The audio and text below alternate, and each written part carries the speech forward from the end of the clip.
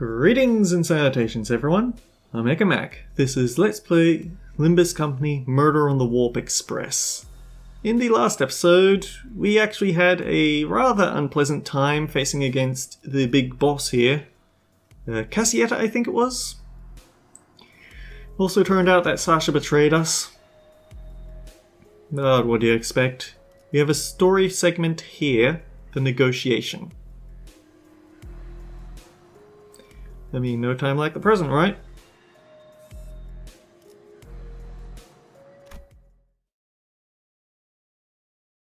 I might be a bit too hoarse with my voicing of Cassietta, though. So this passageway leads straight into Mephistopheles? This is where it all started. This stupid bus woke me from my slumber. If only this bus hadn't completely filled up the freight car. I wasn't planning to start the parade so soon. Or create a kindred here? Dante? The connection has been restored. Connection? The suddenness of her statement briefly knocked me off my train of thought. I looked at her and cocked my head in confusion, and she replied with an even quieter whisper without looking away from the blood fiend. Boarding Mephistopheles has re-established my connection to Faust. Did you know that this would work? No, and as I have stated before, this was a pure, incalculable gamble based on my own uncertain hypothesis. The success helps me somewhat comprehend Miss Rhodia's fascination with gambling. A faint smile appeared on Faust's lips for a moment before fading away. Now that the connection has been re-established, I would like to make a complaint against the Gazelle Shaft management regarding the fact they neglected to list the information pertaining to the loss of connection within the interiors of warp trains, however. Finding a solution to this situation takes precedence. I have much reason to believe that the remotion was done on purpose, but I hope such is not the case.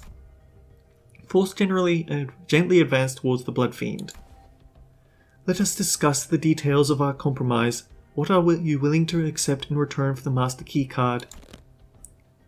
If thou wert just anyone, I would have wished to turn all thee all into blood bags and drink every last drop of thy blood. But thou art unlike a common person. My wish is to maintain the secrecy this kingdom of mine for as long as possible, and thy wish is to leave this place, right? Once I relinquish to thee this key card, and once thou returns to your first-class seats, we'll live here happily ever after, like nothing happened.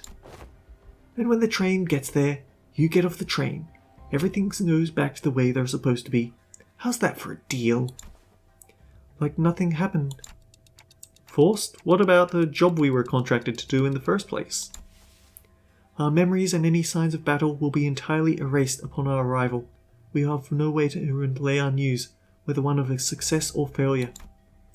If we had the means to defeat him, then at least W Corps would inform us that our contract was successful after the fact. However, this current scenario will leave us with nothing to show for, not even the smallest hint, and the contract will end in failure. But what about that one W Corps employee? He'll have seen it and we can relay, okay, send in Blood Fiend hunters. They'll do the trick. However, what takes precedence over the contract is you and the sinner's psychological stability. It's not like we've always been successful, so that was something I could live with, but what about the other passengers of this train, and its future passengers? I remember the look on Don Quixote's face whenever we would come across these inevitable forms of injustice. Faust does not reply. Yet the lack of reply was a reply all on its own. Are we going to have to let them die? Innocent lives will be lost, but we cannot prioritize their lives over our own safety. That must be Faust's and the company's policy. And yet, I shan't allow this. Don Quixote? I thought her wounds were too severe for her to even crawl, let alone walk, but with sheer will, she pushed herself through the pain to reach the freight car. I will not tolerate this. We cannot let this vile wretch live and turn a blind eye to everything he's done. It's her again? What, you want to stay here for what is essentially an eternity within this train? I know the truth. Everything hinges on this key, doesn't it? As soon as I break this in half, you'll have to spend the eons inside this. I care not. I would welcome the eons, should it mean eons of penance for thee. 'Tis much preferable to let thy villainy go unanswered. Let this place be the site of eternal judgment. Force and I grabbed Don Quixote. She'd normally been strong enough to wriggle free of our grips, but she'd already pushed herself beyond her limits merely by walking here. Faust, unhand me. Thou mustn't let him live, Manager Esquire. Don Quixote, letting him destroy that key means that you'll be condemning the sinners to thousands of years of torment. Then I shall fill the millennia with tales of legend I have read in the magazines. No time, however infinite, shall be too great to overcome should we endeavour as one. Certainly you are aware that your suggestion is no solution at all, Don Quixote. Then there has to be another way. No. Thou art both possessors of great wisdom. Faust, Manager Esquire, is there truly no path in which we may bring justice to the villain and the sinners remain unharmed? Her struggle begins to wane, but this was no acceptance. This was dejection. Wait, Don Quixote, no! In the commotion, we failed to notice that the blood fiend had been quietly advancing at us. We let Don Quixote go at the last second. But we were a second too late. Oh, my dearest parent, forgive the transgressions of creating another without thy sanction. Thou shalt become second kindred of mine. Cassetti screams incoherently as he leaps on Don Quixote, piercing her neck with his fangs before we even had the chance to do anything. Oh, I did not expect this to be the solution. Faust? What do you mean, the solution? According to this information I had viewed in the past, and once again now, it's... Dante, take cover behind me and remain absolutely still. And please, do note that the other sinners must never hear a word of what is about to happen. Oh. Don Quixote levitates slightly into the air, the strings on her shoes unraveling as they slipped off her feet on their own. Do they give her gravity? She looks on with bewilderment as her running shoes fall to the floor. And...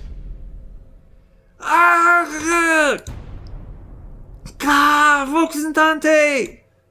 I've always had this question swirling at the unfocused backstage of my mind. Why are you always so protective of those running shoes, Don Quixote? Running shoes? Dost thou speak of our dear Rocinante? Yeah, those. I have battled through thick and thin, feast and famine with dearest Rocinante. In sorrow and in joy, no matter the brutality of the trials that have struck me, it has been a loyal steed by my side for however long have been in existence. She doesn't know when she got them? Manager Esquire, wherefore hast thou not saluted Rocinante as well? This may be a rather auspicious occasion to do so. No, I think I'm good. Aha, be not so bashful. Go on ahead. Look, Stinky. Small girl is torturing TikTok with Stinky. Stinky they are not. Scuffed as they might appear to be. Rocinante is in pristine condition. Also, thou may not address me as small girl. Evacuate, evacuate. Don Quixote, don't tell me you go to sleep wearing those Rocinante. Oh, I have always been quite certain that someone so esteemed as thee, Manager Esquire, would care to ask me how Rocinante fares. I didn't mention that this question was inspired by numerous eyewitness reports from other sinners who saw her wandering the halls in her pajamas, and wearing Rocinante. Verily, Rocinante and I remain bound together. Even in slumber, there shall be no separating the two of us. We are bound not by need nor want. We are simply bound together through plight and delight. Now that I think about it, every single identity of Don Quixote was also wearing those pair of running shoes, Rocinante. Have you ever taken them off? Take them off?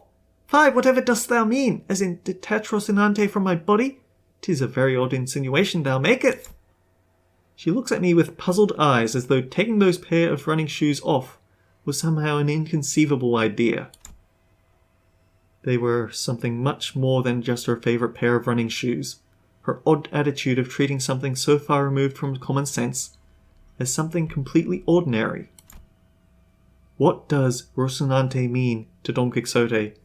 And now it's gone from being a forced intervallo back to a Donny intervallo. What even is that thing?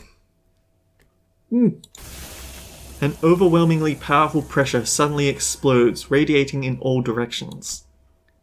As the metallic stench of blood suffocates the bus, filling every corner with its sickening horror.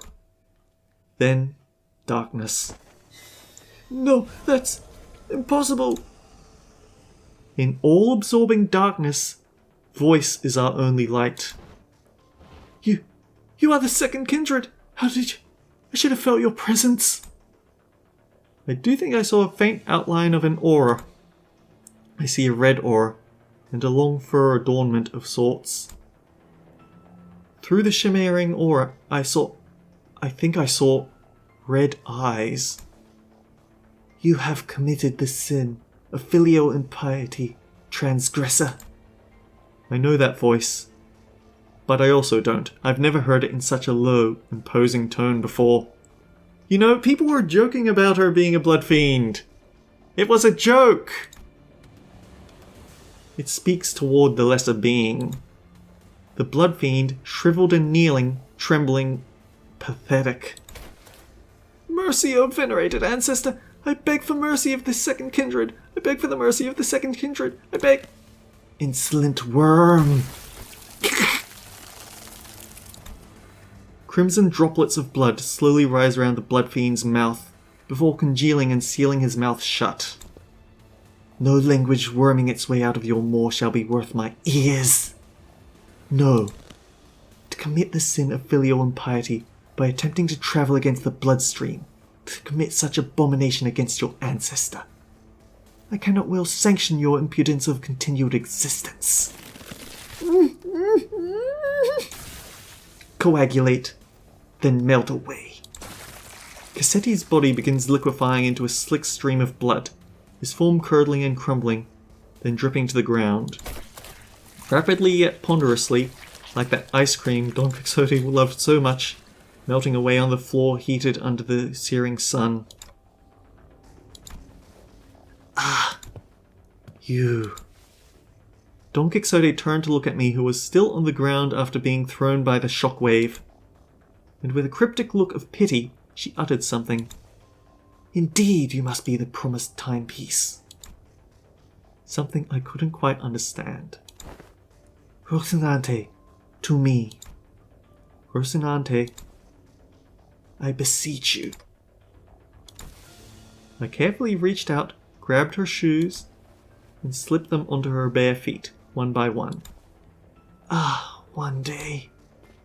She gasped, stumbled, and slumped to the ground.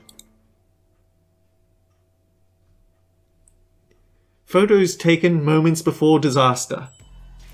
Or perhaps more, call an ambulance, but not for me. Let's do it.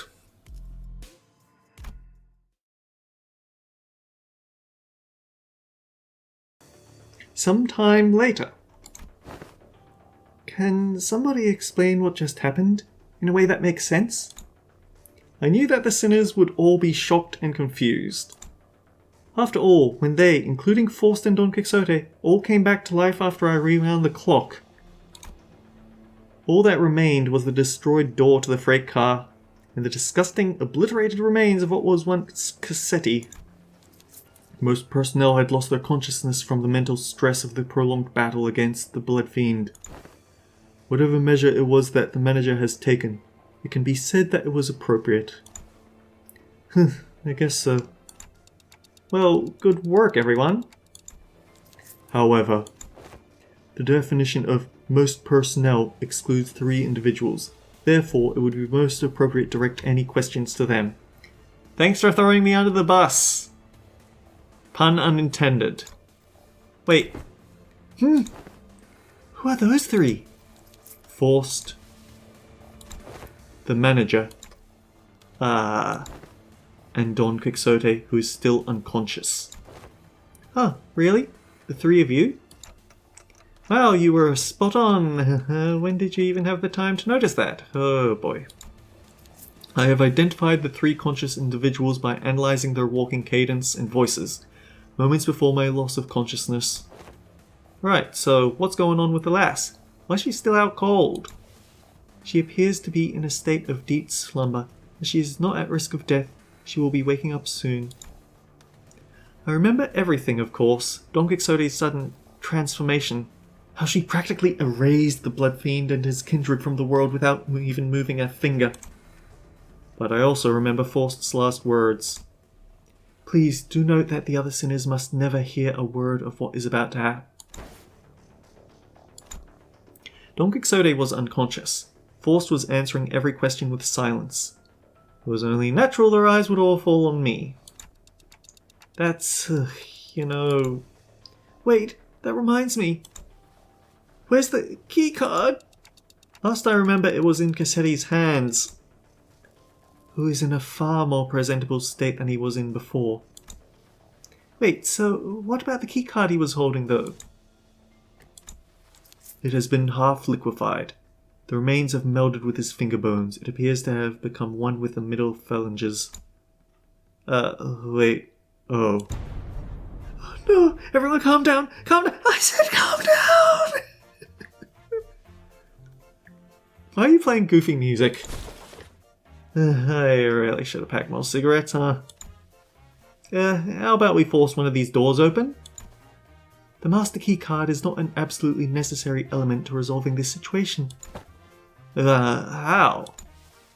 It will require approximately 5 hours to formulate and proceed with an explanation in a manner that will allow the sinners to fully comprehend the exact how of this methodology. Therefore, it will be delivered to you in digestible, summarized format. Well, that was short-lived. She's acting all smug again. We can utilize the back door of Mephistopheles. The steely confidence in her declaration was more than enough to win us all over. So we headed to the corridor, past the back door, Don Quixote slung over one of our shoulders, and arrived at our destination. Hi, Virgilius! You don't believe the sort of trouble we went through. We also can't tell you about it because I think you might actually count as one of the sinners. I can't not ask what happened after seeing the state you're all in. Sandy pitter, sandy patter. Grains of sand and seashell-like things fell with every step the sinners took. Did we end up on a beach? Ask someone after me.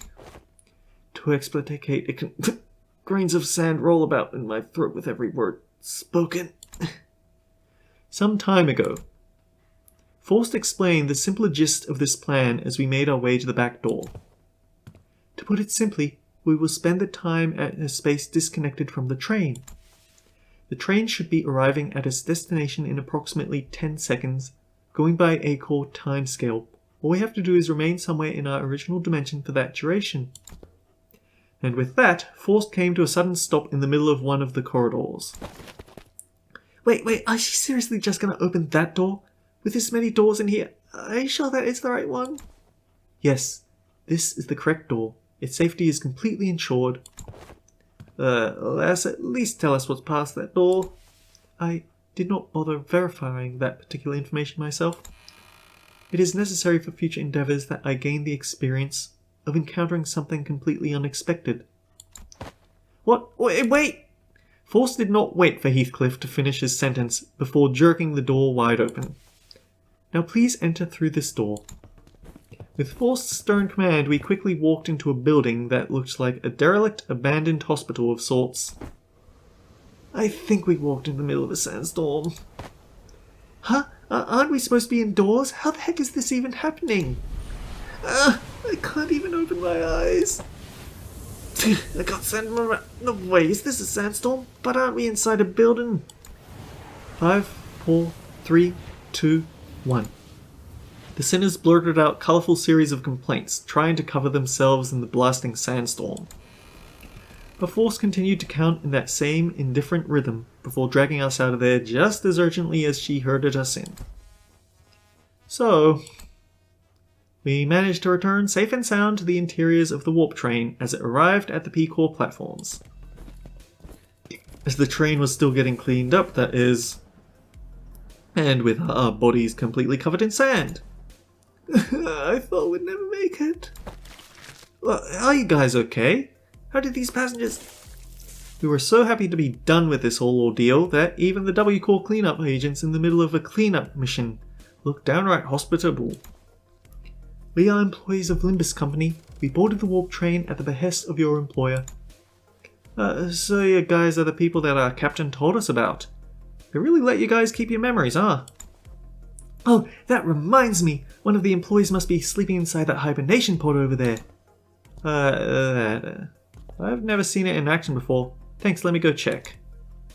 That hidden compartment behind the chair that the cleanup agent crawled into. Oh. Maybe it's actually a termination vessel. Inside it was... Huh? There isn't anyone in here. Huh? Maybe we're looking at the wrong pod? This is the correct spot. Then the disappearance of the individual who has entered this pod would indicate. I guess these folks aren't all there in the head either. Maybe you guys are just mistaken? Maybe this is where Wayward Passenger comes from. I doubt that.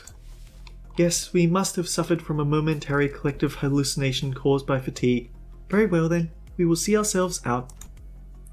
Forst cut the conversation short before the other sinners began asking too many questions. Now that I became intimately familiar with the meaning of that gesture, I followed her to the outside without another word. Alright. Have we arrived? Rise and shine, lass. Had enough nap yet? I see. I'll hear the details of the incident on the bus once we're travelling again. Understood. Any and all relevant reports will be sent to W-Corps via LCCA, and Virgilius was already there when we arrived.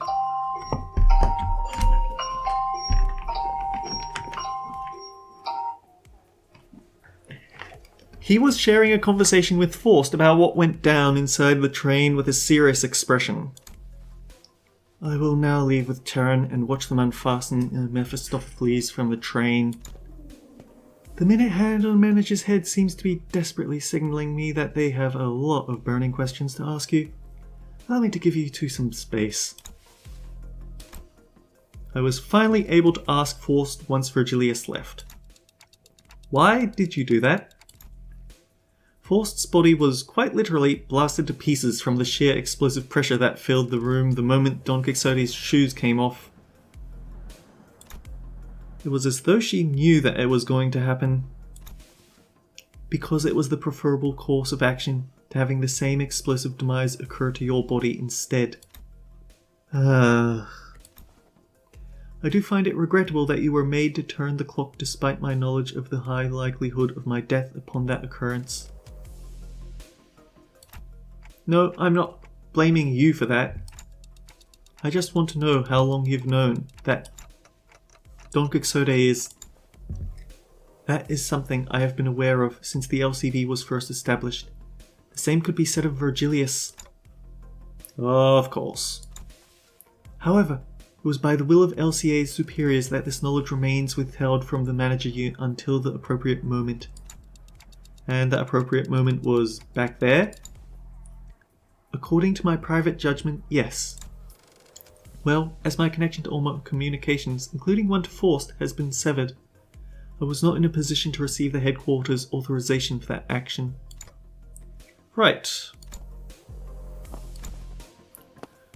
Though the full truth may remain obscured still, we are once again returned. Returned. That was a layered word. We've returned to one of the warp platforms in our own dimension. We've returned to our daily lives of speculating about what's next in our path. And the usual Forst reconnected to Forst has returned. Yes. Forst's replied to Yisang's nebulous wording with a quiet affirmation. Please do not take this query with any great import than a mere jest. However, do you suppose I shall see her again? She shot a puzzled look at Yisang. In a way, it was quite the pleasant encounter, was it not? Oh, He likes forced without forced. Yiseng mused ambiguously before leaving us. Ugh. The incident at the warp train was such a chaotic mess that it felt shorter than it really was. But I also learned so much about so many things. But it was too soon to start racking our brains about what kind of nonsense trial we were about to face in P-Corps, so I decided to enjoy this momentary peace. How do we find ourselves at P-Corps? Wherefore is my throat so parched? I'm too tired to explain. Chiquita, you missed out big time on one crazy adventure. Huh? So that vibrated the last few grains out of sand out of my ears. Sinners looked at Don Quixote's bewildered awakening, grinning. There's no way to know what we'll be facing here at District 16, where P-Corps was located. But we got this, right? The same faith I saw in Faust, who believes in uncertainty, rises within me too. I looked up to Faust only to see that Faust was looking at me as well. She nodded at me with her usual barely noticeable smile, and I gave her a light nod back in return. Time to go find ourselves another golden bough.